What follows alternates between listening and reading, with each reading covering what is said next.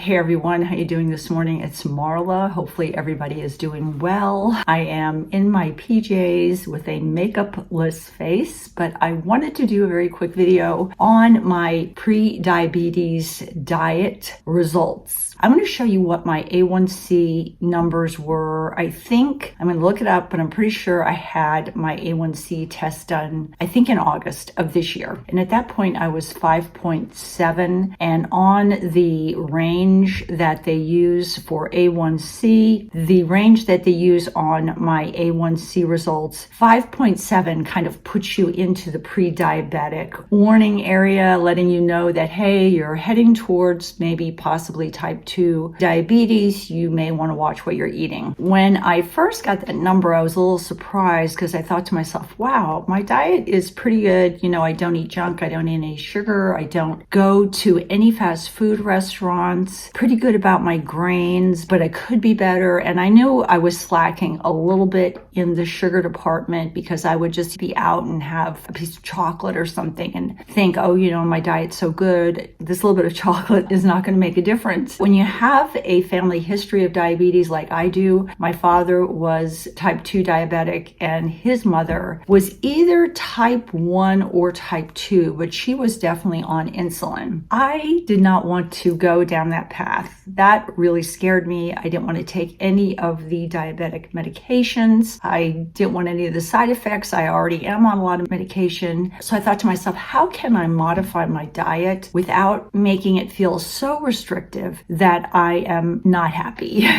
with what I have to eat? For the past, what would that be? I had my test on, I think, August 1st, August, September, October, November, 3 months of this diet. I did 3 months because I think that's what the A1C measures, how your body is processing glucose. I think it's over a 3-month time period. So I recently had my A1C checked and my number was 5.4. I was shocked at how low my A1C went down. At first, I was a little fearful that I was developing autoimmune type 1 diabetes, but from what I've read about it, I think people get that more, I think, you know, maybe like in their 30s and 40s, not someone like me who was 62, you know, getting it. I mean, I guess it's possible. I just didn't see a lot of people developing that when they were 62. But anyway, so I'm probably somebody that could develop type 2 diabetes. Now, my father did not care what he ate. He wanted to eat ice cream every night. He would rather take the medication and be able to eat everything he wanted to eat. I don't feel that the changes that I made to my diet over the past 3 months were that restrictive. The only thing I did differently was I definitely have to have cereal in the morning for me. I have to have a little bit of shredded wheat. Shredded wheat's kind of boring by itself. So I started using some Magic Spoon cereal, which has 0 sugar in it, and it has a very low amount of net carbs, but it's a cereal that they recommend a lot of times if you really want to have cereal for someone that wants cereal that has no sugar. So I've been using that over the past 3 months, and then I would eat eggs. I cut back on a lot of my grains. I would have toast in the morning, but I would use kind of a keto bread. I think it's called Sola bread. It doesn't taste exactly like regular bread, but it's not bad. So I would use that. So I really felt like I was okay. I'm still eating cereal like I normally do. And then for lunch, I would have my normal salad with my avocado on and my almonds and my pumpkin seeds. Used regular Newman's dressing like I always did before. Didn't change that. Didn't go that crazy. Like didn't use lemon juice or apple cider vinegar. I used my regular salad dressing, the same amount that I always would use. For dessert, I would have a small little cup of Greek yogurt, not non-fat. I went with a regular full-fat Greek yogurt with fresh organic blueberries thrown in. Or if I really wanted to be decadent and I wanted the feeling of real chocolate in my mouth, I would get some like Russell Stover's sugar-free, which I absolutely hate, but it really does taste kind of like regular chocolate. They have either, I think, chocolate peppermint wafers or kind of like a Reese's tasting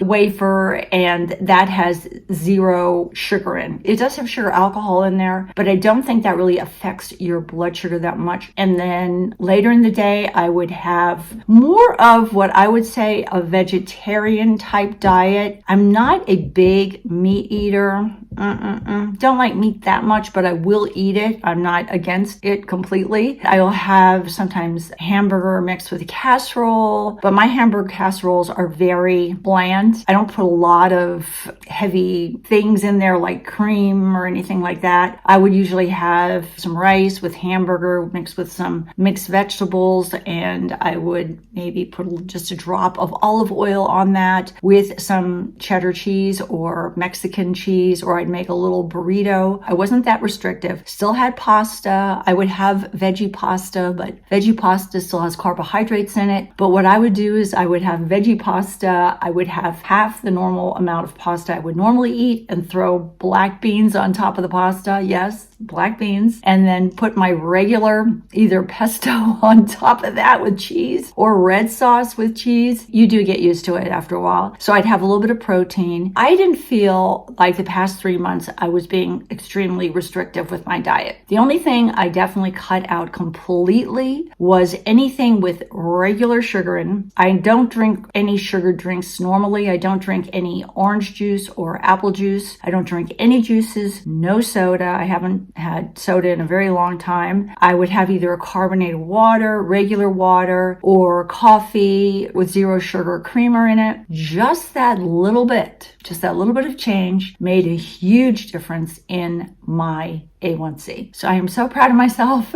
I am out of the pre-diabetic range, and seeing that number come down so much really gave me more incentive to stick with this eating plan that I've developed for myself, because I feel like I'm eating basically all the same foods I normally ate before, just slightly modified a little bit. I wanted to give you the results. It's only been 3 months, which I think is pretty fast results to bring that A1C down, and just give anybody else encouragement out there who may be hovering in the pre-diabetic range to really work on your diet. You don't want to be on diabetic medication if you can avoid it. Work on it if you can. You can do it. Take care, guys. I hope you enjoyed this update. Talk to you soon. Bye-bye from Marla.